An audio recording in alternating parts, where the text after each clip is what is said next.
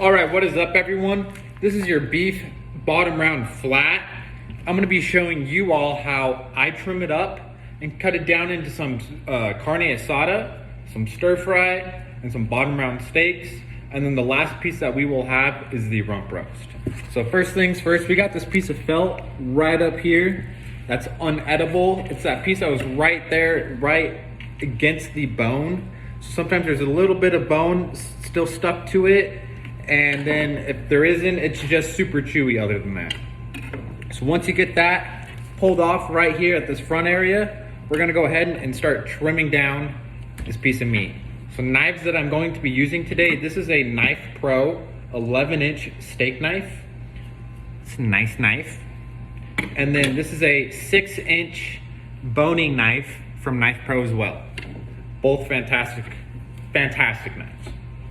So we're just gonna get right underneath all this fat and silver skin, and we're just gonna come on down this way and take it all off. Now, if you're doing some steaks for yourself or some roasts, you can trim it up to however you like. But for the most part, all this stuff that I'm taking off up here, it's just gonna be kind of chewy and it's just gonna be kind of unappealing to look at. So you don't really need it on there. Now, when we start cutting it up for carne asada, I'm gonna take off a lot of fat off this bottom side. And that's because the fat that's going to be getting cooked is the marble on the meat. And you don't really need all that extra fat when you're cooking something thin it's just gonna be super chewy. That fat's not gonna render down from that slow cook like you would on a big roast normally. So that fat's just gonna be chewy. So I leave the fat and the marbling to do all the work to help tenderize the meat. Now this piece right here, I just kind of started working at it. If you pull at it too far out or try to take it off too far out, you're gonna get left with this ugly silver skin right here on this whole side. So you just need to come in a little bit and you can kind of just take it right on out. Not too much meat left on that. Depending on what you're doing, if you have a grinder at home, grind it down into some ground beef. Or you can just come and nitpick at it and just take off the little pieces of meat and make some stir fry from it. It's all the same. But now I'm gonna flip it over. I'm gonna start taking off this fat, because like I said, for the carne asada, you don't need all this fat on it. It's just gonna be super chewy.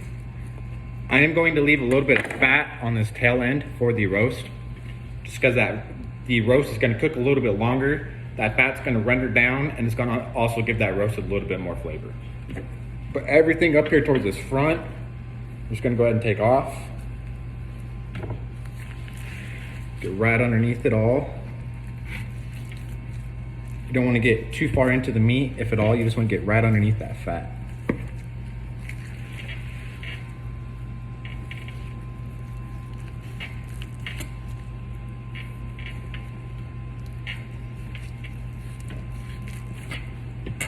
So you just get right underneath it.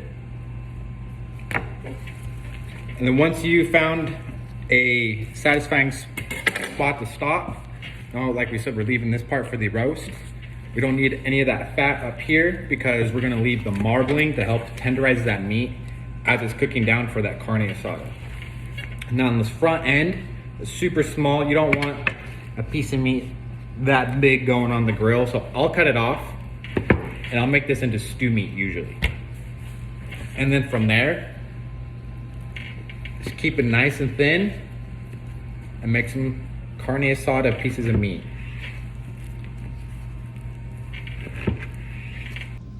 Now I went ahead and switched views just to give you all another angle of it. You're just gonna continuously just go down this, keeping it as thin as you can. I've had some practice at this, so I can keep it pretty thin and consistent throughout this with just a knife, instead of taking it to the slicer.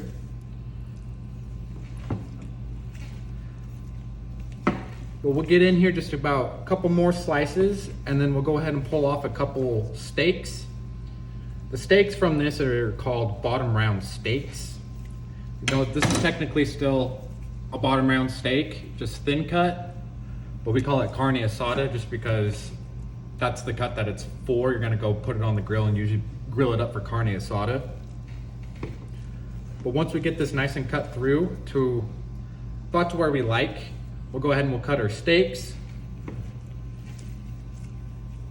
See, the marbling on that isn't too bad. These are also pretty decent, you know, steaks to go ahead and throw on your grill if you're trying to have some people over and you don't want to go and spend too much money on some like ribeyes or New Yorks or your T-bones. So we'll go through there and get about 4 of these small steaks. Then we'll come back in, get some more carne asada.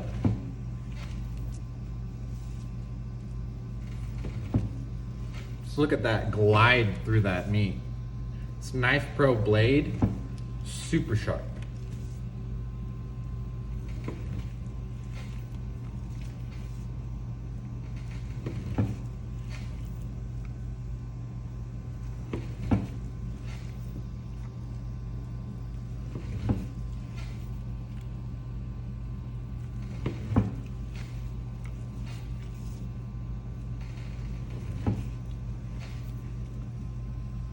Now if you want to make some stir fry, it's just the same thing. You're just going to go and you're going to cut your pieces as thick as you'd want, as thin as you want. And then when you got about as many as you need, I'm going to take a couple more off and then we'll leave the rest of this for a roast.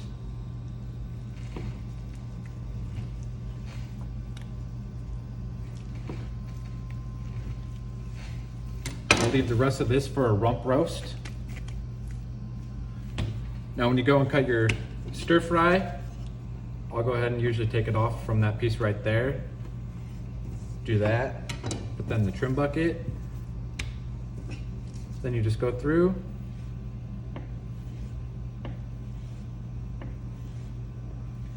Stir fry it.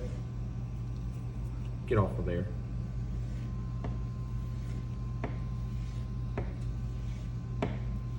So while doing my stir fry, like I said, from that back spot, the farther down the flat you start cutting, the more this is going to start popping up.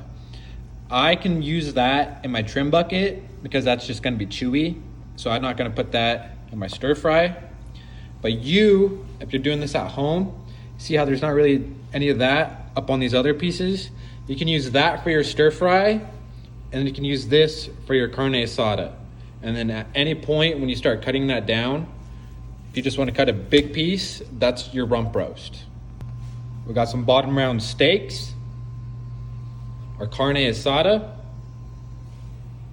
our rump roast, and then our stir fry. And then obviously our Knife Pro knives.